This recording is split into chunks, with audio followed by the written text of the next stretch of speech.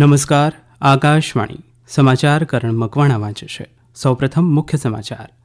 પ્રધાનમંત્રી નરેન્દ્ર મોદીએ કહ્યું છે કે દેશ અવકાશ ટેકનોલોજીમાં નવા માપદંડો સ્થાપિત કરી રહ્યો છે. પ્રધાનમંત્રી નરેન્દ્ર મોદીએ જણાવ્યું છે કે વિકાસના માર્ગ પર કામ કરતી વખતે દેશના વારસાને જાળવવા અને તેમાંથી પ્રેરણા લેવા પ્રયાસ કરવા જોઈએ. પ્રધાનમંત્રીએ 75મા પ્રજાસત્તાક દિવસની અગાઉથી શુભેચ્છાઓ પાઠવતા બંધારણ સભાના સભ્યોને યાદ કર્યા. ભારતીય મોબિલિટી ઉદ્યોગ 2030 સુધીમાં બમણો થઈને $600 અબજ અમેરિકન ડોલરને પાર કરશે. કેન્દ્રીય મંત્રી અશ્વિની વૈષ્ણવ સ્વિટ્ઝરલેન્ડના દાવોસમાં વિશ્વ આર્થિક મંચ 2025માં દેશના વિકાસ મોડલ વિશે માહિતી આપશે. અને ગાઝામાં ઇઝરાયલ અને હમાસ વચ્ચેના યુદ્ધ વિરામમાં વિલંબ. સમાચાર વિગતવાર. પ્રધાનમંત્રી નરેન્દ્ર મોદીએ કહ્યું છે કે દેશ અવકાશ ટેકનોલોજીમાં નવા માપદંડો સ્થાપિત કરી રહ્યો છે, જેમાં દૂરંદેશી વૈજ્ઞાનિકો અને નવીનતાઓ ભવિષ્યના પડકારોનો ઉકેલ લાવી રહ્યા છે. આજે આકાશવાણી પરથી મન કી બાત કાર્યક્રમના 118મી કડીમાં રાષ્ટ્રને સંબોધન કરતા શ્રી મોદીએ અવકાશ ક્ષેત્રમાં દેશની તાજેતરની સિદ્ધિઓની પ્રશંસા કરી હતી. इस बार का गणतंत्र दिवस बहुत विशेष है. ये भारतीय गणतंत्र की 75वीं वर्षगांठ है. इस वर्ष संविधान लागू होने के 75 साल हो रहे हैं. मैं संविधान सभा के उन सभी महान व्यक्तित्वों को नमन करता हूं जिन्होंने हमें हमारा पवित्र संविधान दिया. શ્રી મોદીએ 75મા પ્રજાસત્તાક દિવસની શુભેચ્છાઓ પાઠવતા બંધારણ સભાના સભ્યોને યાદ કર્યા હતા. તેમણે અવકાશ ક્ષેત્રે સંશોધનોને માહિતી આપતા આ મુજબ જણાવ્યું. ये सभी उपलब्धियां इस बात का प्रमाण है कि भारत के वैज्ञानिक और इनोवेटर्स भविष्य की चुनौतियों का समाधान देने के लिए कितने विजनरी हैं. हमारा देश आज स्पेस टेक्नोलॉजी में नए कीर्तिमान स्थापित कर रहा है. मैं भारत के वैज्ञानिकों, इनोवेटर्स और युवा उद्यमियों को पूरे देश की ओर से शुभकामनाएं देता हूं. પ્રધાનમંત્રીએ 25 જાન્યુઆરીએ ઉજવાતા રાષ્ટ્રીય મતદાતા દિવસના મહત્વ પર પ્રકાશ પાડ્યો હતો. પ્રધાનમંત્રી નરેન્દ્ર મોદીએ વિકાસના માર્ગ પર કામ કરતી વખતે દેશના વારસાને જાળવવા અને તેમાંથી પ્રેરણા લેવા પ્રયાસો કરવા જોઈએ તેમ જણાવ્યું હતું. ઉત્તર પ્રદેશના પ્રયાગરાજમાં ચાલી રહેલા મહાકુંભ પર પ્રધાનમંત્રીએ કહ્યું કે આ સમાનતા અને સંવાદિતાનો અસાધારણ સંગમ છે. તેમણે કહ્યું કે કુંભ વિવિધતામાં એકતાના તહેવારની ઉજવણી કરે છે. તેમણે કહ્યું કે કુંભમાં અમીર અને ગરીબ બધા ભેગા થાય છે અને સંગમમાં ડૂબકી લગાવે છે, જે દેશની એકતાને પ્રતિબિંબિત કરે છે. રામલલાના પ્રાણ પ્રતિષ્ઠા પર્વની પ્રથમ વર્ષગાંઠની ઉજવણી પ્રસંગે પ્રધાનમંત્રીએ કહ્યું કે પોષ શુક્લ દ્વાદશીના દિવસે લાખો રામભક્તોએ અયોધ્યામાં રામલલાના દર્શન કર્યા અને તેમના આશીર્વાદ મેળવ્યા હતા. સ્ટાર્ટઅપ ઇન્ડિયાના 9 વર્ષ પૂર્ણ થવા પર પ્રધાનમંત્રીએ કહ્યું કે દેશની સ્ટાર્ટઅપ સંસ્કૃતિ ફક્ત મોટા શહેરો સુધી મર્યાદિત નથી. તેમણે કહ્યું કે અંબાલા, હિસાર, કાંગડા, ચેંગલપટ્ટુ, બિલાસપુર, ગ્વાલિયર અને વાશિમ સ્ટાર્ટઅપના નવા કેન્દ્રો બની રહ્યા છે. તેમણે કહ્યું કે નાગાલેન્ડમાં ગયા વર્ષે સ્ટાર્ટઅપની નોંધણીમાં 200%થી વધુનો વધારો થયો છે. નેતાજી સુભાષચંદ્ર બોઝના યોગદાનને યાદ કરતા પ્રધાનમંત્રીએ કહ્યું કે દેશ 23 જાન્યુઆરીએ નેતાજીની જન્મજયંતિ પર પરાક્રમ દિવસ તરીકે ઉજવશે. પ્રધાનમંત્રીએ કહ્યું કે નેતાજીએ આઝાદ હિન્દ રેડિયોની સ્થાપના કરી, જે લોકો માટે પ્રેરણાનો સ્ત્રોત બની હતી. नेताजी सुभाष का रेडियो के साथ भी गहरा नाता रहा है.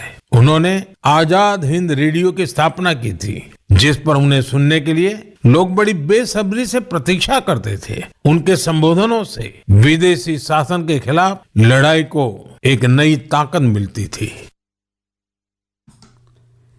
ભારતીય મોબિલિટી ઉદ્યોગ 2030 સુધીમાં બમણો થઈને $600 અબજ અમેરિકન ડોલરને પાર કરશે. Think tank Google Boston consulting ગ્રુપના અહેવાલમાં જણાવાયું છે કે ઇલેક્ટ્રિક, શેડ અને કનેક્ટેડ મોબિલિટી જેવા ઉભરતા આવક ક્ષેત્રો 2030 સુધીમાં ઉદ્યોગમાં $100 અબજ અમેરિકન ડોલરનું યોગદાન આપી શકે છે. ઓટોમોબાઇલ્સ, ફાઇનાન્સ અને વીમા જેવા ક્ષેત્રોમાંથી આવક થવાની અપેક્ષા છે, જેમાં વેચાણનો પણ સમાવેશ થાય છે. અહેવાલમાં કહેવામાં આવ્યું છે કે આ વર્ષમાં કામ કરતા લોકોએ ઇલેક્ટ્રિક વાહન ચાર્જિંગ, માળખાકીય વિકાસનો અભાવ, વાહનની ઊંચી કિંમત, બેટરી લાઈફ અને મોડેલો અંગે પણ ચિંતા વ્યક્ત કરી છે.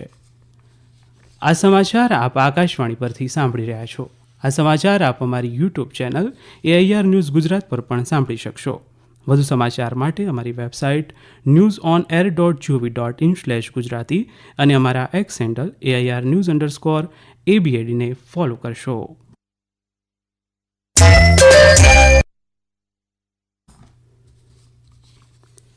કેન્દ્રીય માહિતી અને પ્રસારણ મંત્રી અશ્વિની વૈષ્ણવ આવતીકાલથી સ્વિટ્ઝરલેન્ડના દાવોસમાં શરૂ થઈ રહેલા વિશ્વ આર્થિક મંચ 2025માં ભાગ લેશે.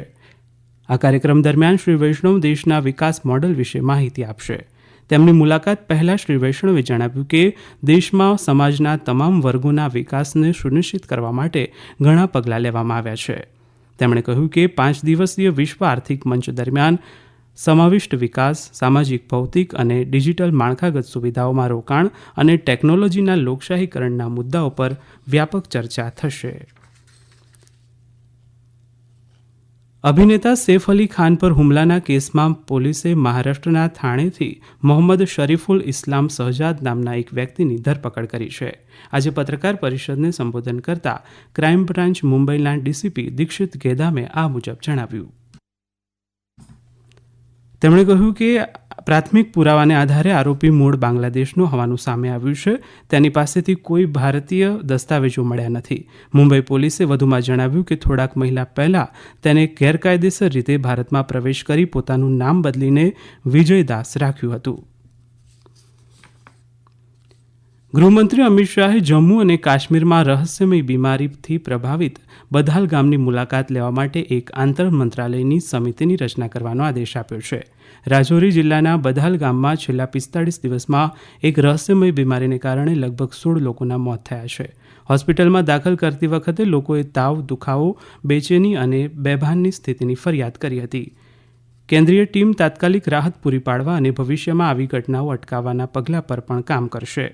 ગૃહ મંત્રાલયના વરિષ્ઠ અધિકારીના નેતૃત્વ હેઠળની કેન્દ્રીય ટીમમાં આરોગ્ય અને પરિવાર કલ્યાણ, કૃષિ, રસાયણો અને ખાતર તેમજ જળ સંસાધન મંત્રાલયના નિષ્ણાંતોનો સમાવેશ થાય છે.